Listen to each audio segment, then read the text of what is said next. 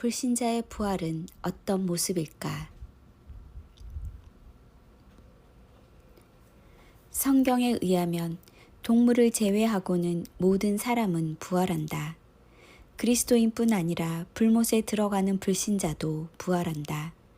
선한 일을 행한 자는 생명의 부활로, 악한 일을 행한 자는 심판의 부활로 나오리라.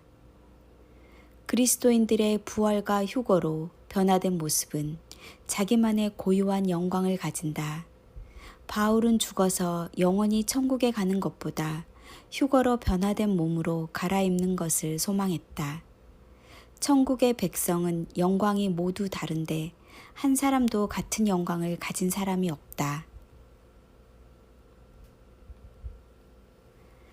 만국이 그 빛 가운데로 다니고 땅의 왕들이 자기 영광을 가지고 그리로 들어가리라.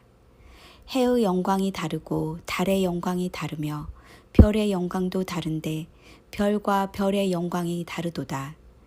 죽은 자의 부활도 그와 같으니 썩을 것으로 심고 썩지 아니할 것으로 다시 살아나며 욕된 것으로 심고 영광스러운 것으로 다시 살아나며 약한 것으로 심고 강한 것으로 다시 살아나며 육의 몸으로 심고 신령한 몸으로 다시 살아나나니 육의 몸이 있은즉 또 영의 몸도 있느니라. 생명으로 부활한 자들은 천사와 동등하며 영원하고 아름다운 형체로 갈아입는다. 저 세상과 및 죽은 자 가운데서 부활함을 얻기에 합당히 여김을 받은 자들은 장가가고 시집가는 일이 없으며 그들은 다시 죽을 수도 없나니 이는 천사와 동등이요 부활의 자녀로서 하나님의 자녀임이라. 부활의 몸은 영광으로 빛나는 신령한 몸이요 가장 아름다운 나이로 부활할 것이다. 100살에 돌아가신 분도 20대 초반의 몸을 입을 것이다.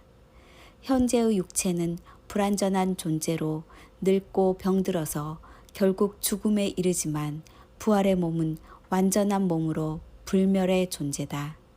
완전한 육체가 아니고 완전한 영체도 아니다. 그렇다면 지옥에 들어가는 불신자들의 부활의 몸은 어떤 모습일까? 먼저 그들도 부활하는 이유는 사람은 육체를 가졌던 기억 때문에 영체보다는 육체가 더 실제적으로 느낄 수 있기 때문일 것이다. 그들도 천년 왕국 후 인류의 역사가 끝날 때 둘째로 부활할 것이다. 불신자의 부활이 어떤 모습인가에 대해서는 성경에서 구체적으로 묘사되지는 않았다. 그러나 유사한 사례를 가지고 유추해 볼 수 있다. 1. 타락한 천사는 흉측하고 사악한 악령의 모습으로 변했다. 가장 아름다운 대명사인 천사가 갑자기 가장 흉악한 모습으로 바뀌었을 때 그들이 느꼈던 충격을 가히 상상하기 힘들다. 그들의 모습은 사람보다 못한 형체를 입었고 가장 아름다운 장소인 천국에서도 추방당했다. 2. 죽은 네피림의 영혼들은 더러운 귀신으로 변했다. 이 개념은 여러 견해 중 하나다. 천사와 사람 사이에 출생한 네피림의 영혼들은 천국에 들어가지 못했고 귀신으로 변했다. 이미 일어난 두 가지 사례에서는 현재보다 열등하고 추한 모습으로 몰락했다. 불신자들의 부활도 두 가지 견해를 예상할 수 있다. 1. 현재 모습 그대로 부활할 것이다. 죽었을 때 나이 그대로, 장애인은 장애 상태 그대로 부활한다는 견해다. 2. 현재의 몸보다 더 열등한 모습으로 부활할 것이다. 앞의 두 가지 사례에서도 현재보다 열등하고 역겨운 모습으로 변했기 때문이다.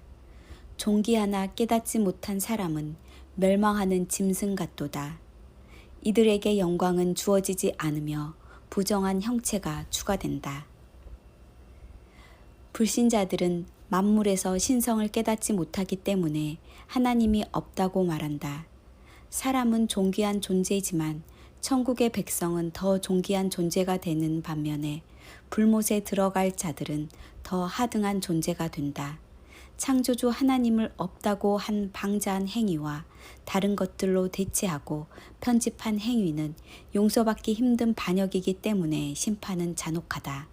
현대의 문명과 영화는 임시 방편에 지나지 않으며 그들이 터득한 삶의 목적은 낭비된 시간에 지나지 않는다. 죽어보면 안다고 허풍 떨지만 그때는 돌이킬 수 없으니 지금 본격적으로 탐구하는 것이 좋을 것이다. 아멘.